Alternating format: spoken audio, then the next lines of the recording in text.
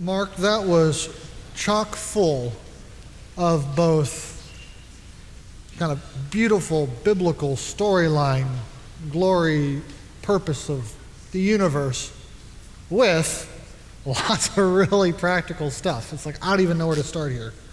Let's start with money. You said 15% for Capitol Hill Baptist. That doesn't include, am I correct in thinking, helping other healthy churches?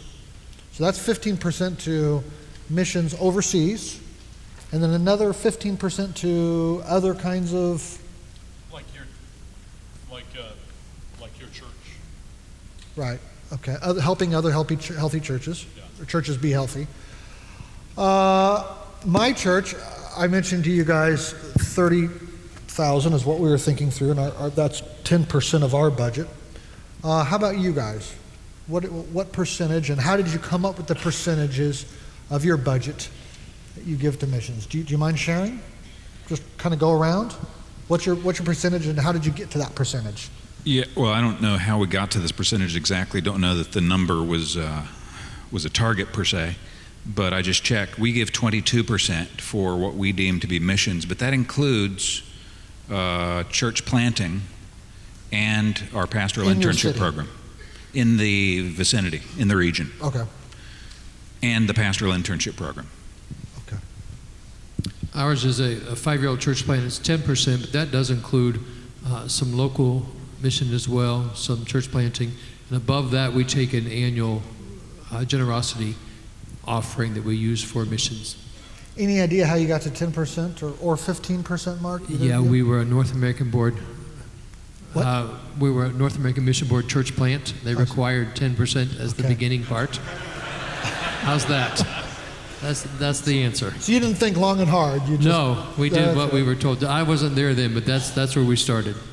Mark, how did you get to 15%? When I got to the church, they liked missions. They didn't have a lot of money. They were running in the red. It was just a fairly small budget. But the first thing I did, even before I was installed as the pastor in September, in August, they had a missions committee meeting, and I went to it. And I made it clear that I wanted to see the missions budget growing as a percentage of the church's whole budget by a possible 1 percentage point of the budget each year. And I just said, let's max it as much as we can.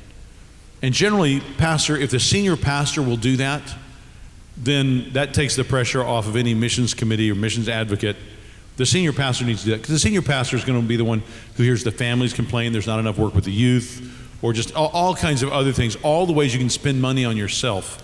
People will first appeal to you, because surely you have a self-interest in seeing your local church grow. So if you become the guy who tries to make sure the money goes out the door to work elsewhere, that's usually really helpful.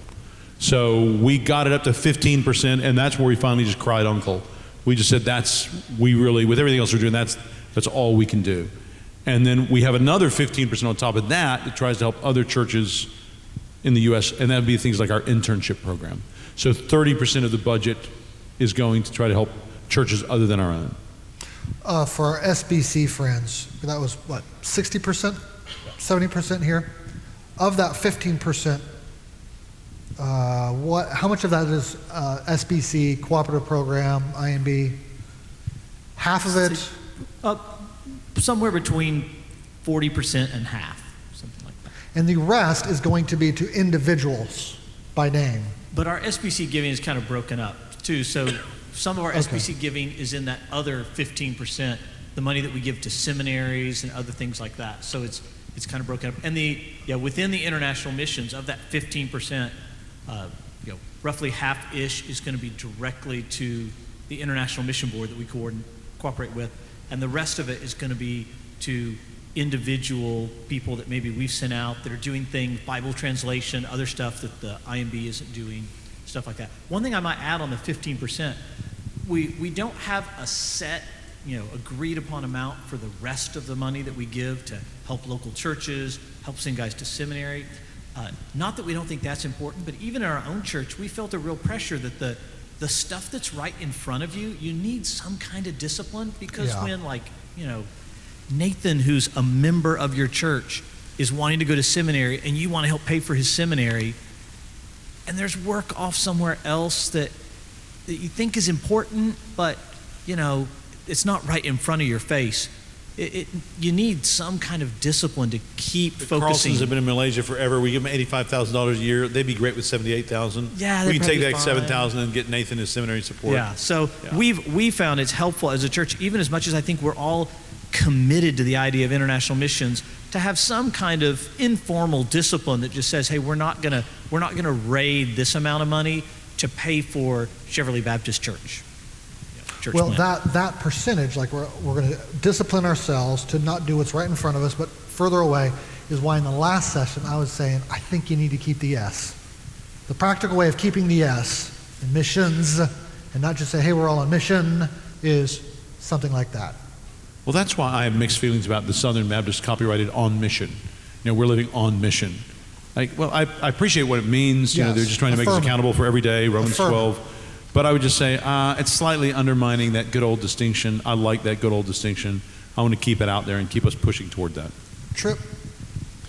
Church I'm at now, I'm brand new, so I don't know the percentage of the mission budget. Church I was at for the past 3.5 years was about 10%.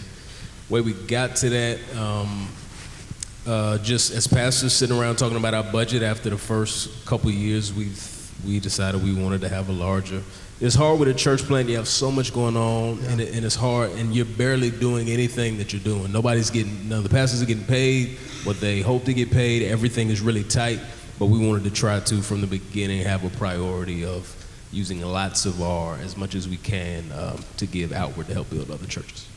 You told me in a side conversation somewhere, when you get to or at your new church, you're thinking about ways you can encourage that, increasing that consideration of that. What are some of those things you consider yourself doing? Say it again.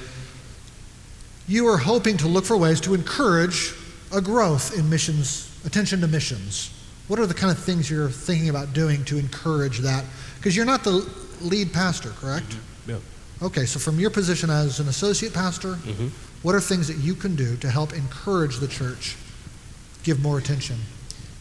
Since teaching is one of the main things that I do, when we are in text of scripture, like the ones that we're talking about here, I want to help the members of the church to get a strong vision and passion for seeing gospel fruit in more places than just our own church. And to maintain that distinction too, not just seeing healthy local churches in general, but also really intentionally thinking globally. And for right now, in the particular position that I'm in, I think that's the main way that I can help foster that in my church. Excellent. Thabiti, percentage? I think we started at 10%. We just wanted missions support in the DNA of the plant, and so from the first year of the plant, we pegged it at 10% of our total income. Next question, how many missionaries do you support? And how do you think about how much you support them at? How many missionaries do you support? And in some ways, I guess you're going to have to relativize it to your budget.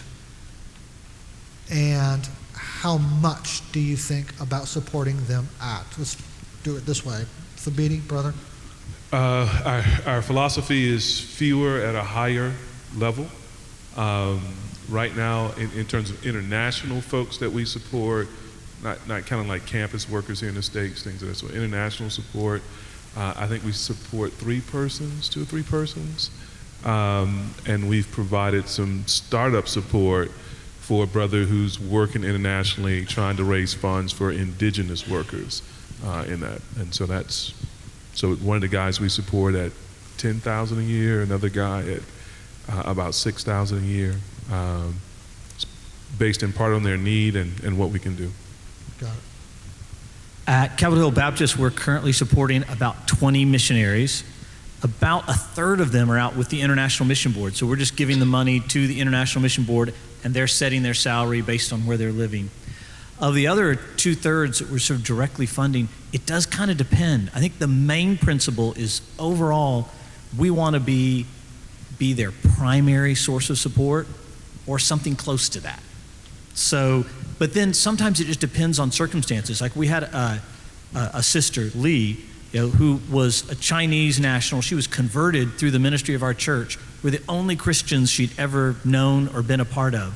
So it just seemed kind of strange and cruel to send her out, into America to try to go raise funds. So when she went back and did some work, we just supported her entirely, 100%.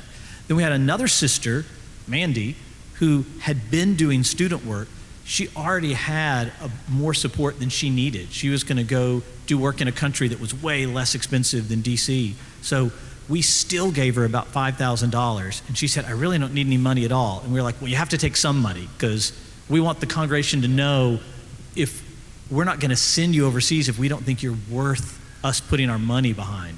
But she gets most of her money from other folks. So some of it's just prudential. But I think our principle is normally we want to be their main source of support. And if we don't want to do that, we want to think really seriously about whether we should be sending them overseas. And Andy, just a word of explanation about why we want to be their main source of support. One is just we're the people that are going to know them best. If we don't think they're worth us putting this money behind, why would we try to get other people to give them money? We don't need to be sending them overseas, probably.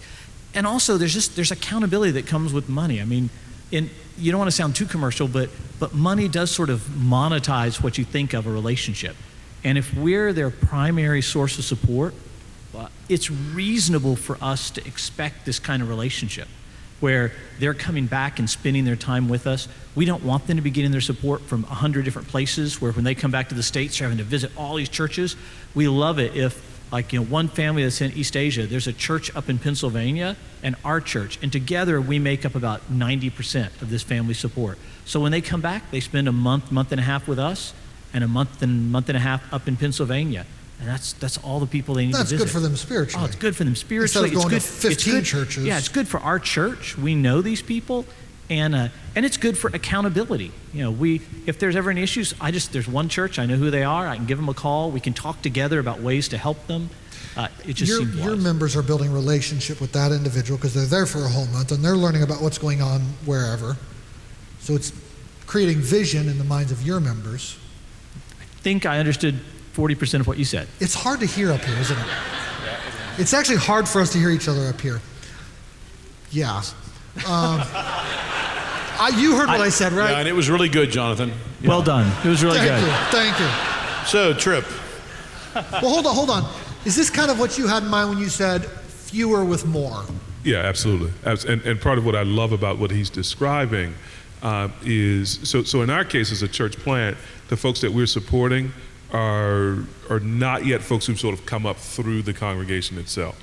So these are relationships with folks that we have established that we've had to introduce to the congregation. So what you're describing in terms of someone being able to be at the church for a month and a half and maybe one other church for a month and a half, they actually become part of the church in a very real and meaningful way. And so we want to sort of follow that principle with that in mind too, that they become part of us, we become part of them, we share together in the work of the gospel in that way. Yeah, and it takes time. 20 years ago, most of the missionaries that Capitol Hill Baptist supported either had gone out from Capitol Hill Baptist 20, 30 years ago, or they were from other churches, which was great. And it's just been over time, they become more and more members of our church that we've sent out. But I think initially, you may not have that much relational capital to build with. You're going to have to build that over years. Sure. Yeah, in the church that I had been at, there were a few families that we supported, 3 different families, and we don't have the kind of budget where we can be their main source of support, but for each of them, depending on their needs, it was a few thousand per family. Yeah. Mark, so as you were moving from a lot with a little, presumably you had a lot of tough conversations, both to the individuals themselves, no, we're not going to send you those $400, and to the people back in the church who loved that person, and that $400 was emotionally significant. True? True. Any wisdom for brothers and sisters here on that, moving your church from supporting a lot with a little to a little with a lot? I remember meeting a pastor. We were on the same board together for a few years, and he was a really nice guy, and we were in a story about me having a difficult conversation with a member, and he just smiled, and he was in his 60s or 70s. He just smiled and said, I couldn't imagine ever having a conversation like that. And I thought in my head, and I bet you're a miserable pastor. The pastor is not a place for cowards. It's not a place for nice guys. I mean, you want to be nice, you want to be kind, you want to be loving, you want to be merciful. But if you are not willing to be the guy who, there's a conversation that needs to happen that nobody wants to have, if you're not willing to stand and say, I'm going to go have that conversation, you should not be a pastor. You may win a popularity contest and you may have a large church and everybody may speak well of you, but the Lord will not say well done on the last day. Part of what you have to do, because we're in a fallen world, is you're going to have hard conversations sometimes. And you don't relish it. It's not the main thing you do, but it is an essential part of being a pastor. You just must have those difficult conversations. And yes, when we were changing, for the phrase I used with the missions committee back in 94, 95 was, let's support fewer missionaries to the glory of God. Because I knew it would shock them, and I meant to get their attention. I wanted to be provocative. And what I meant was, instead of supporting 30 couples with $100 or $500 a piece, let's support 3 at $35,000 a piece. And that way we have a much more substantial relationship with them. And it really takes the wear and tear off them. And it was a lot of difficult conversations, and there were some people who had close relationships with him who had some of the hard parts of those conversations for me, because they would have more credit with them and they understood what we were doing and agreed with it. But it's hard sometimes. I mean, there were some it was frankly not that hard to cut off. There was this one guy. Everybody just slightly leaned forward in their seats. Okay, there's this one guy. The one guy. I'm sitting at a missions banquet we had every year at our church back then. He's sitting right next to me. I'm quickly editing details. They had been supporting him for a long time. He'd been on staff at the church. And his wife was working. He stayed at home. He was in America. He was like 100 miles from our church. I asked him what he was doing. He was planting a church. How long he'd been planting it? For 10 years. Okay. I would call that a church. You plant a church, you see a church constituted, it's planted, past tense. Now you're a church. Maybe a young church, but you're a church. And somebody says they're a church planted for 5 years, I think, well, I kind of know what you mean, but I think if you're giving the Lord's Supper and baptizing, you're a church.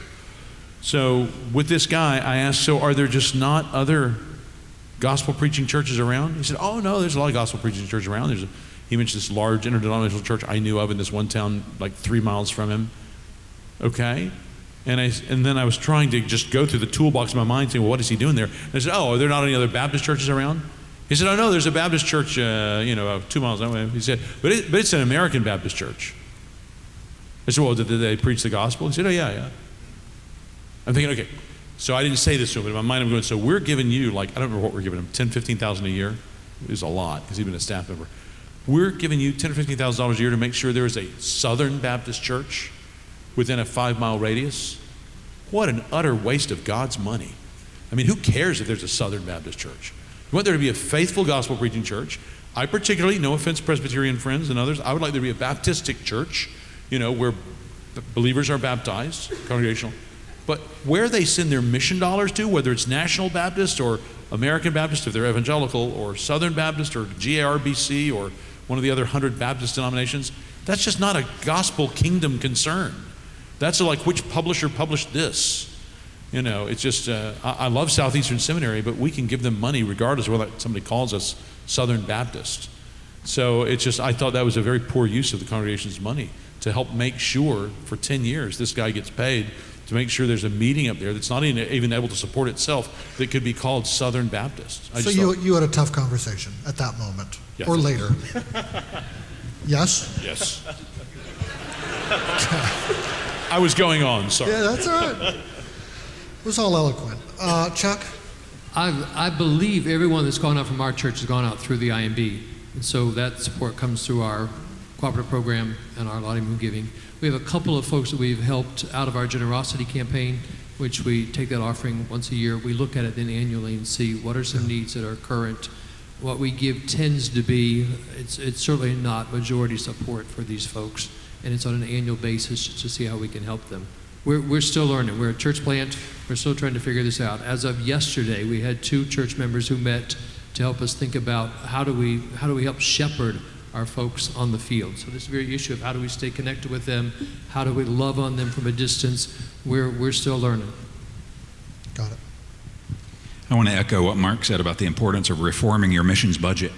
This happened in the life of our church about a decade ago. The church was moving, I think, in a positive, healthy direction. The elders came to recognize that many of the people we were supporting on our missions budget were simply operating with a different ministry philosophy and often with different underlying theology, and that the work they were doing wasn't work that we really wanted to support. So we had to start the hard work of really assessing who is on that supported worker list. Now it's... Time out. Different theology. Are we talking baptism? Are we talking gospel? Are we talking...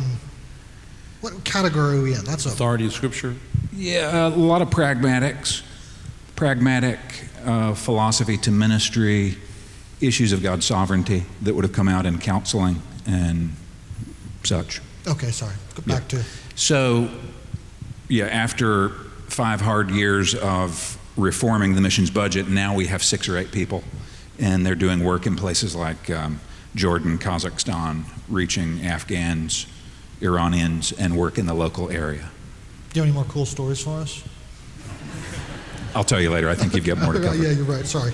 On Mark's, you made the point about this guy who had been out, wasn't any fruit to speak of. That kind of brings me to my next question is, what do you do with missionaries that just don't seem to bear fruit? I mean, we have the Adoniram Judson, 6 to 7 years before a convert. Okay, we applaud that sort of perseverance and we commend it. At the same time, it does seem like there are some people who perhaps are just in the wrong place, shouldn't be doing that, doesn't seem like a wise investment. How do you as churches assess success? Like, we all know it's faithfulness. Nonetheless, when do you get to the point where you say, this is not wise and we need to encourage you to do something else? Any of you can jump in on this. I'm not going to answer the question, but just to give a preface to the answer.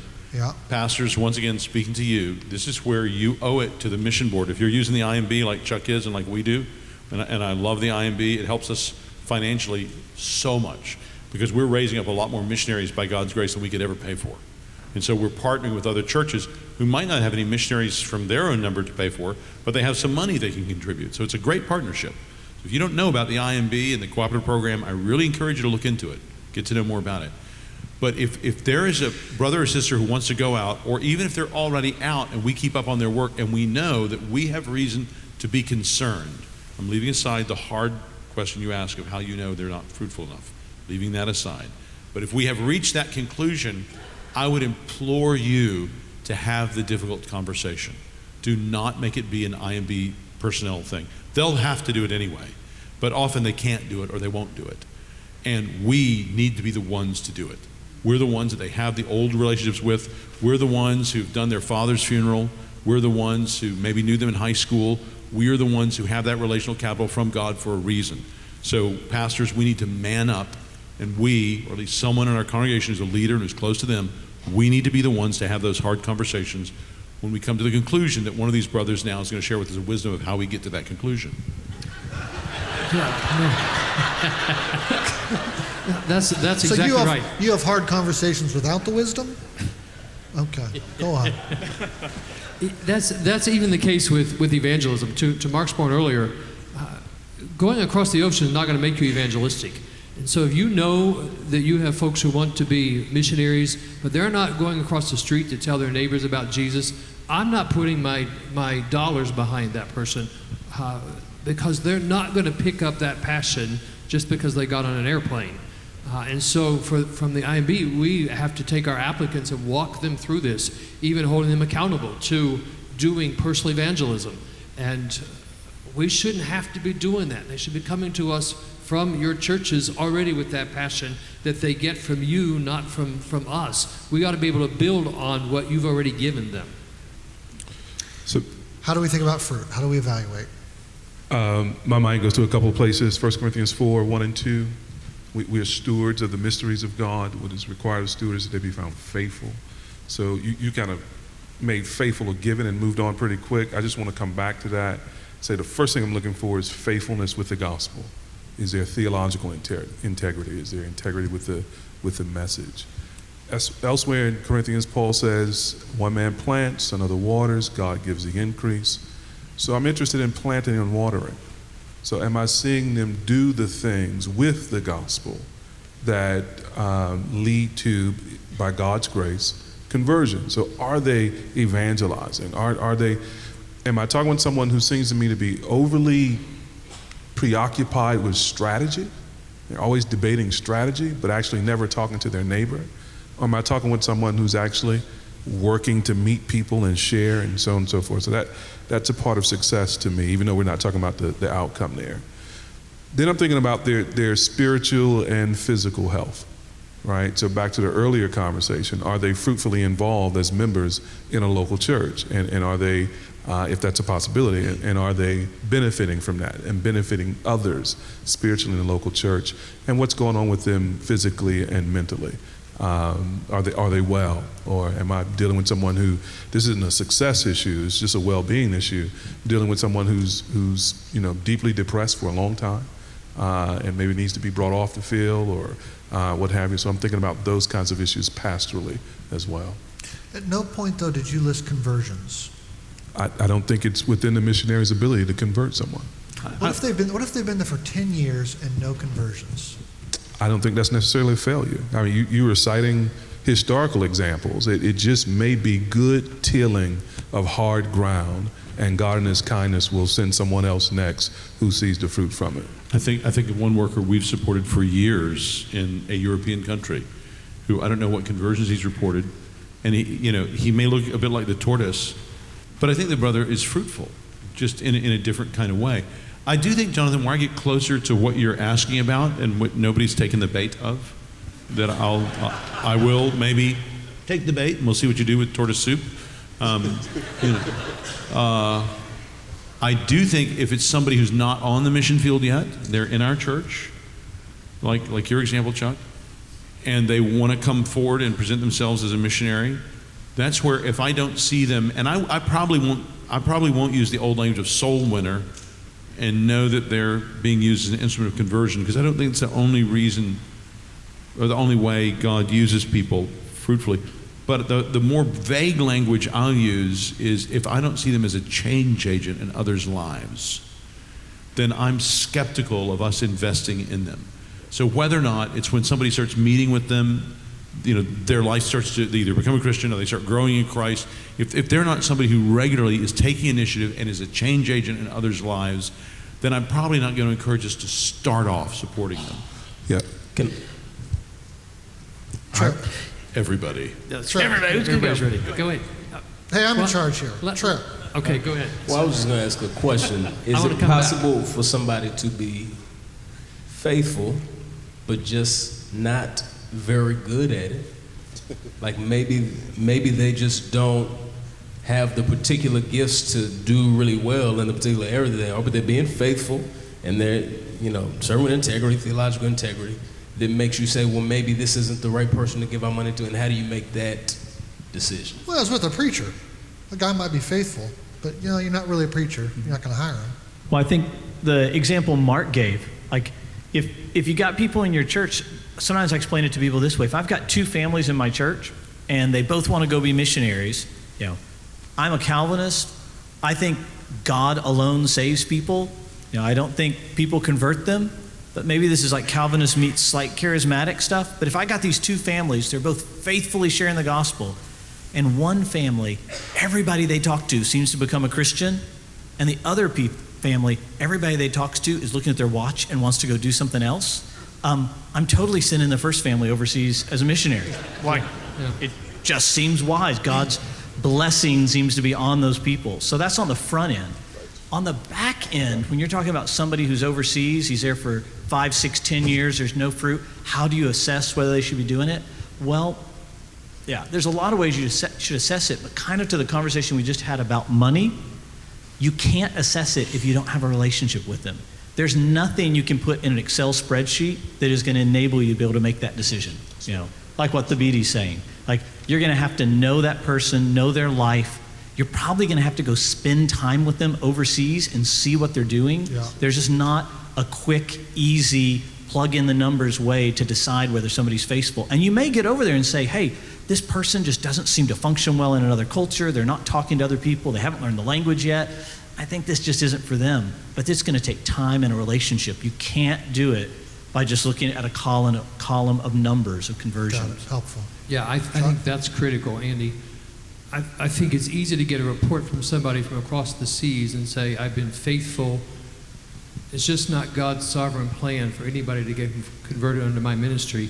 Then you get there and you find out they're lazy, they never leave their house, they never learn the language, and they fall back on sovereignty as an excuse, and I don't think we can take that. I think the only way we can do that is we have to be in their life and find out what's really going on. So I'm with you completely. Well, and if I can offer this unsympathetic word, my friends who witness these things firsthand, whether through working at the IMB in Richmond or overseas, there are lazy missionaries, just like there's lazy pastors.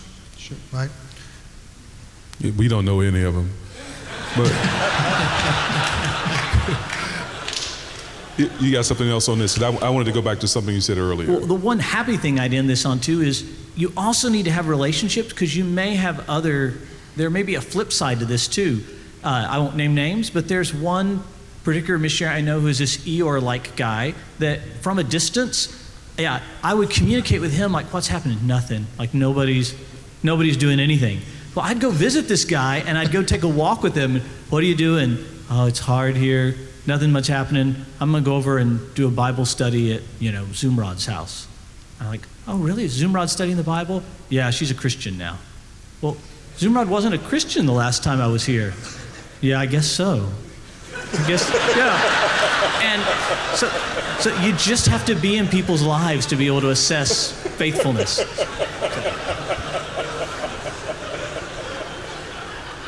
Last word, Davidi. Yeah, that's awesome. I wanted to go back to the story you told about Lee. Chinese sister converted at your church, grows up in the faith there, and now is looking to go and serve in some way. And her entire social network is your local church. The point I want to draw out from that is that there are lots of ethnic minorities for whom the sort of social network for raising support to go is quite small. And I just want to encourage people to have an eye toward some persons who are coming from ethnic backgrounds for whom that's a challenge, and to be particularly generous and supportive with persons in that category. Helpful.